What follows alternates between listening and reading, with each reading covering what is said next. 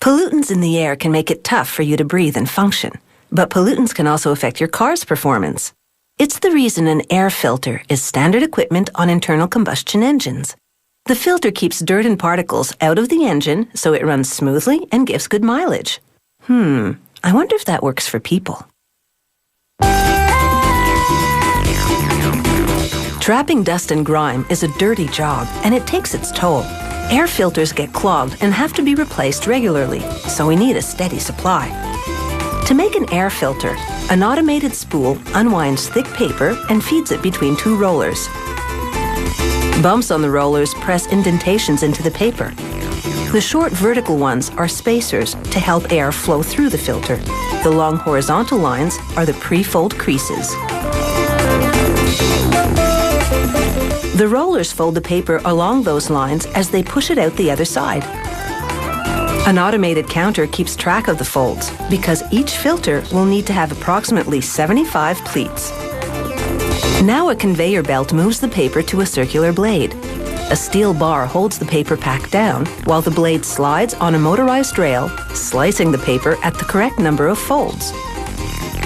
The paper pack rolls down the conveyor belt, heading to the next station. In the meantime, a robotic arm sprays liquid wax onto the aluminum molds that will be used to shape the tops and bottoms of the filters. The carousel turns, positioning another set for spraying. The wax will ensure that nothing sticks to the molds during the next steps.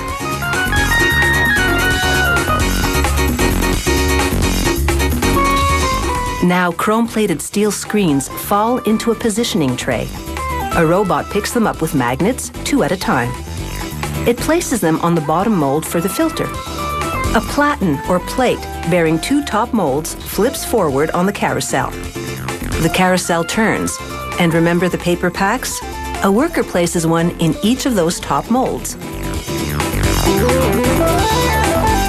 Now a robot dispenses a liquid polyurethane mixture around the screen in the bottom mold.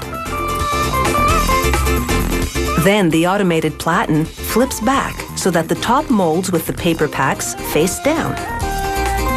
An air cylinder pushes a platen holding the bottom molds up to meet the top ones, and heat triggers this chemical reaction. The polyurethane swells and covers the screen and the paper pack, forming a solid, flexible plastic layer. A robot with grippers peels the new air filter out of the mold and sets it on a cooling rack. Because of the wax sprayed on the molds, the robots don't have to work hard to pull the air filters out. Like well-greased cookie sheets, nothing gets stuck to the bottom. After they're cooled, the rack tips up and the air filters tumble down a slide to a worker who collects each one. With a bandsaw, she trims the excess polyurethane, or flash, from the rim. Now, all that's left is the packaging. On another assembly line, a robot prepares to make a radial seal type of filter. It sprays the no-stick wax onto the brims of molds that look like inverted top hats. A small wheel turns and delivers the molds to a larger assembly wheel. Another robot picks up plastic caps and places them inside the molds. Then, a pneumatic pusher raises the caps and nozzles dispense a hot glue bead onto their edges. Another pneumatic pusher tool forces round packs of pleated paper out of cylindrical holders and into the molds.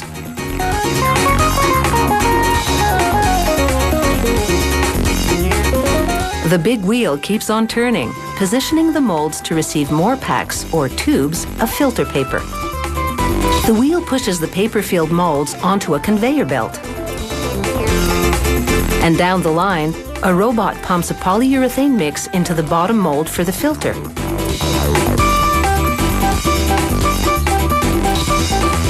A worker presses the paper-filled top mold onto it. Heat triggers the chemical reaction that expands the polyurethane, encasing the bottom of the filter paper and forming a gasket that will fit tightly near an engine intake. The radial air filter is now completely assembled, and it's taken just 20 minutes. The filters are now ready to do some dirty work under the hood.